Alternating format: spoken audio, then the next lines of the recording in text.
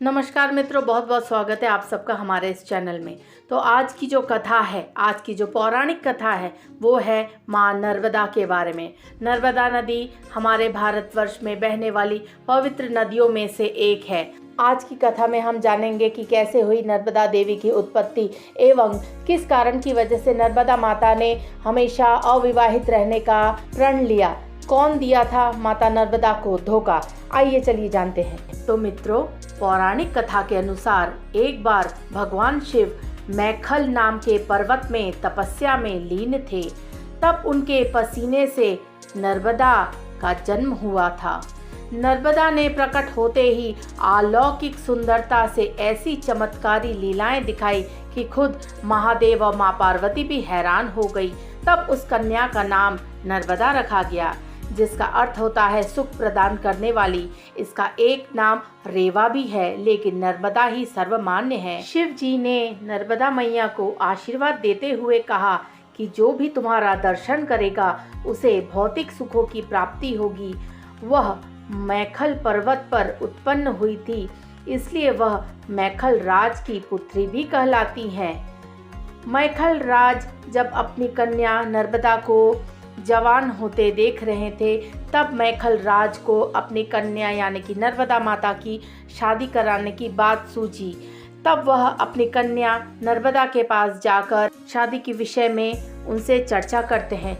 माँ ने अपने पिताजी की आज्ञा मानकर हाँ कहती है कि पिताजी, आप जहाँ चाहते हैं, जिसे चाहते हैं, मैं उस वर के साथ शादी करने के लिए तैयार हूँ। महाराजा मैखल राज ने राजकुमार सोनभद्र से अपनी पुत्री नर्मदा का विवाह तय किया। शादी की तैयारियां शुरू हो गई थी और मां बेहद खुश थी। अचानक उनके मन में राजकुमार सोनभद्र से मिलने की इच्छा प्रकट हुई। तब माता ने सोचा कि विवाह के पूर्व राजकुमार सोनभद्र से मिलना उचित नहीं होगा। इसी वजह से माता ने अपने सबसे प्रिय दासी, जो हर वक्त उनकी सेवा में लगी रहती थी, उनकी सहेली जैसी थी, माँ ने अपनी दासी को आदेश दिया कि जाओ तुम देख कर आओ कि राजकुमार सोनभद्र दिखते कैसे हैं और उनमें क्या क्या खूबियाँ, क्या क्या कलाएं छुपी हुई है। माता की आज्ञा पाकर दासी राजकुमार सोनभद्र के महल में जाते हैं। राजकुमार सोनभद्र दासी को देखकर अचंभित हो जाते हैं, क्योंकि दासी ने भी राजकीय वस्त्र धारण किए हुए थे एवं राजकीय गहने भी पहने हुए थे। और इसी वजह से राजकुमार सोनभद्र को यह लगता है कि यह वही कन्या है जिसके शादी का प्रस्ताव मेरे घर में मेरे लिए आया है।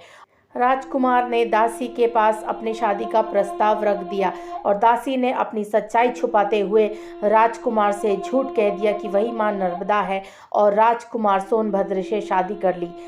काफ़ी समय गुजर जाने के बाद दासी के वापस न आने पर मां नर्मदा खुद ही राजकुमार से मिलने के लिए चल पड़ी। दासी को राजकुमार के साथ बैठा देख मां नर्मदा चौंक जाती है और उन्हें अपने दासी से मिले धोखे का एहसास होता है।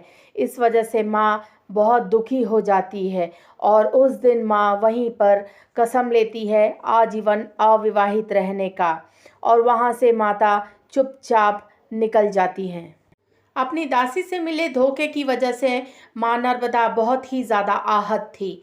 यह भी कहा जाता है कि इस घटना के उपरांत माँ नर्मदा पश्चिम की तरफ चली गई और कभी भी वापस नहीं लौट कर आई।